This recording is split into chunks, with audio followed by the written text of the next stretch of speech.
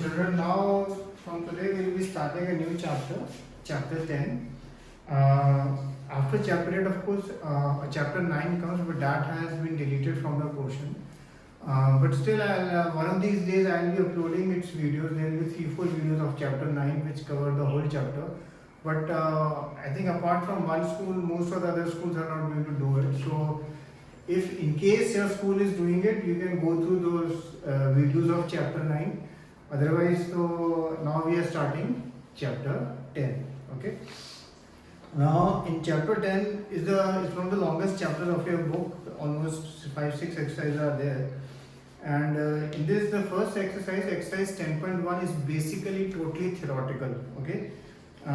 For that, you have to read page 169 and page 170 thoroughly. Just read it once. Page 169 and page 170 before you go ahead. First, a couple of things which you have to write. One is definition of a circle, which is written very clearly over there. Then there is one figure 10.4 that I want you to draw in your notebook, and basically it tells you that if a circle is there,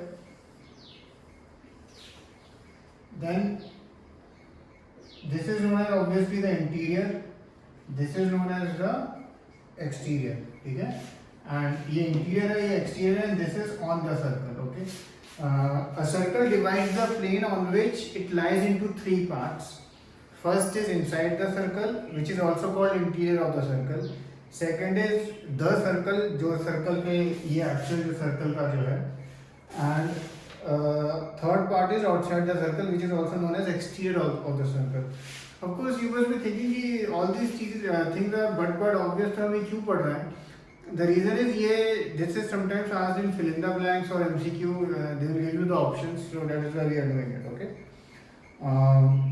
उसके बाद diameter, as you know, diameter of a circle is what? It is basically the longest chord. ठीक है, जो longest chord of the circle जो होता है, उसको हम बोलते हैं diameter. उसका जिन points की आपको definitions लिखनी है, I will write it very clearly. And all the definitions you will get on page 169 and page 170, all of them. Okay. A piece of a circle between 2 points is called an arc. Suppose ये और ये है, तो ये या तो हम इसको भी आर्क बोल सकते हैं, ये भी एक आर्क है या ये भी एक आर्क है. जो छोटा आर्क होता है उसको माइनर आर्क बोला जाता है, जो बड़ा आर्क होता है उसको मेजर आर्क बोला जाता है. Okay? The length of the complete circle is called the circumference, that you know 2 pi r. ये जो सर्कल का जो पूरा complete length होता है, this is known as the circumference.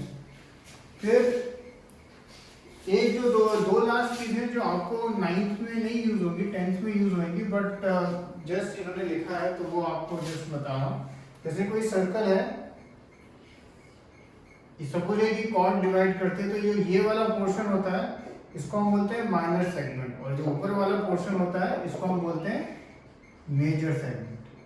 ठीक है. सिमिलरली अगर कोई सर्कल है और ये हमने 2 रेडियस सपोज ज्वाइन किए, तो एक ये जो छोटा वाला पोर्शन होता है उसको हम बोलते हैं माइनर सेक्टर, और जो बड़ा वाला होता है उसको हम बोलते हैं मेजर सेक्टर. ठीक है. तो ये कुछ चीज़ें हैं.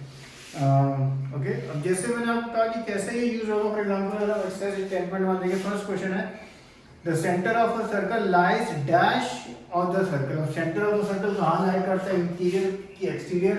Hopefully all of you will know कहाँ लाई करता है. Similarly, a point whose distance from the center of the circle is greater than the radius lies in the dash of the circle. कोई पॉइंट है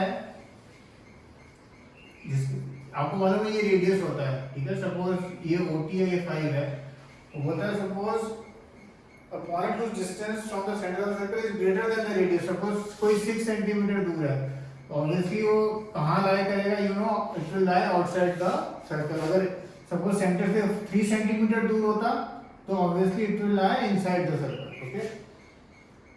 the longest chord of a circle I just discussed. An arc is a dash when its ends are the ends of a diameter. इसका क्या मतलब है? Suppose ये diameter है, ठीक है. ये जो डायमीटर है ये एग्जैक्ट 2 इक्वल हाफ में डिवाइड करता है, एग्जैक्ट. ठीक है. वैसे अगर हम देखें कोई कॉर्ड है ऐसे, तो ये मेजर होता है, ये माइनर होता है, जैसे आपको समझा। बट जो डायमीटर होता है, ये पार्ट और ये पार्ट क्या होते हैं, दोनों इक्वल होते हैं, तो वो सेमी सर्कल कहलाता है। ठीक है, इनफैक्ट ये सेमी सर्कल की डेफिनेशन भी आप ले सकते हो इससे।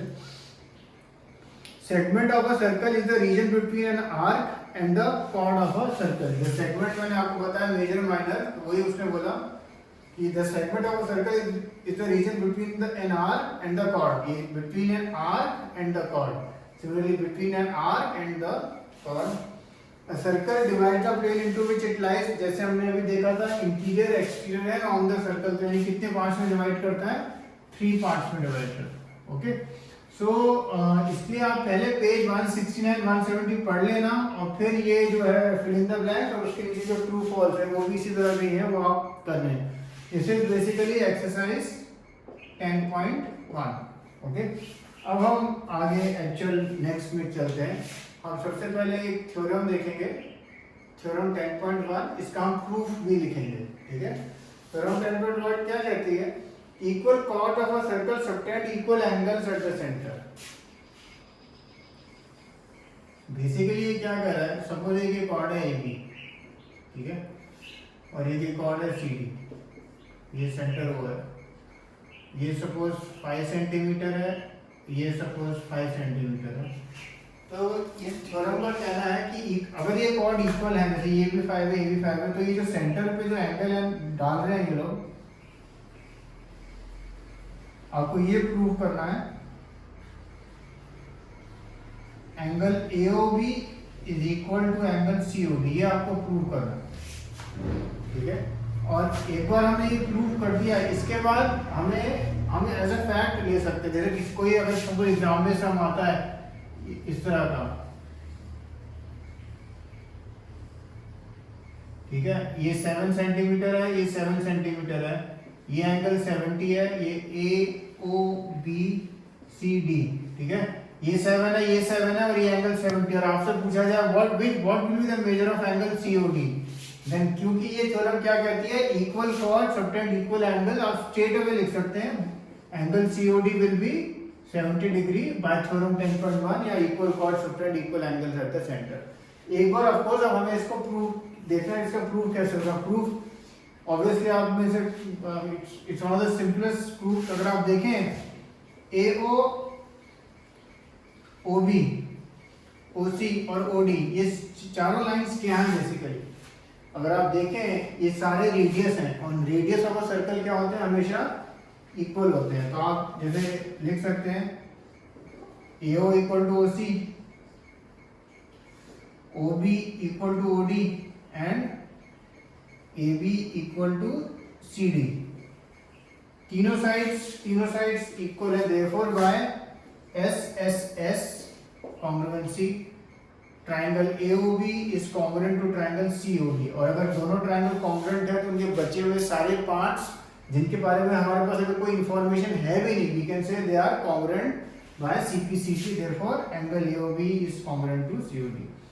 इसमें एक आप कंस्ट्रक्शन लिख देना। कंस्ट्रक्शन क्या है, join OA OB OC and OD, ठीक है, वो एक कंस्ट्रक्शन लिखना है आपको। कंस्ट्रक्शन में join OA OB OC and OD given a circle and with two equal tangents AB and CD, और फिर आप इसका प्रूफ लिख दें। ओके, इसका थोड़ा प्रूफ लिखा भी हुआ है, आप देख भी सकते हैं टेक्स्ट बुक में, थ्योरम 10.1। तो ये थी थ्योरम 10.1। अब इसकी अपोजिट थ्योरम हम देखते हैं, वो कहती है if the angles subtended by the chord of a circle at the center are equal then the chords are equal। अब वो क्या कहता है, सपोज हमें कॉर्ड की लेंथ के बारे में कुछ नहीं मालूम है, पर अगर हमें गिवन है ये एंगल 70 है और ये भी 70 है, अगर AOB भी 70 एंड COD भी 70, हम स्ट्रेट अवे कह सकते हैं therefore AB equal to CD। Straight away हम कह सकते हैं ये AB इक्वल टू CD। अगर किसी क्वेश्चन में ऐसा है कि ये भी 70 ये भी 70 और ये दो कॉर्ड है, तो बाय थ्योरम 10.2 हम स्ट्रेट अवे लिख सकते हैं AB इक्वल टू CD। अब इसका भी एक बार प्रूफ देख लेते हैं। अगेन ये प्रूफ आप समझ ही रहे होंगे, बहुत सिंपल प्रूफ है इसका भी।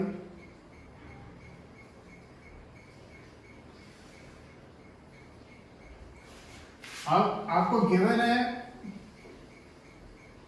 Angle AOB equal to COD given है आपको, ठीक है, ये गिवन है, सेम मेथड बस ऐसे ऐसे हो जाएगा अब आपका ये और ये angle equal, AO equal to OC, OB equal to OD, therefore triangle AOB is congruent to triangle COD by SAS and therefore by CPCT AB equal to CD। तो ये दोनों क्वेश्चंस हैं बहुत सिंपल, बट दोनों ध्यान रखना दोनों totally opposite है एक दूसरे के, ठीक है। इस क्वेश्चन में अब एंगल इक्वल दिया हुआ, one of the most common mistake जब ये थ्योरम आती है एग्जाम में 2 to 3 मार्क्स के, बच्चे आगे पीछे कर देते हैं, वो ध्यान रखना, ठीक है। जो सेकंड थ्योरम है, थ्योरम 10.2, वो है if the angles subtended by the chord of a circle at the center are equal then the chords are equal। तो एंगल सबटेंडेड अब इसमें गिवन है इक्वल है, ठीक है।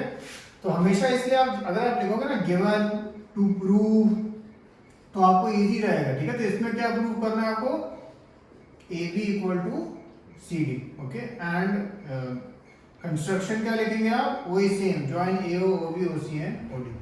दोनों थ्योरम्स के लिए फिगर बनाना पेंसिल से, okay. So do till here then we will move ahead, okay. Cheers.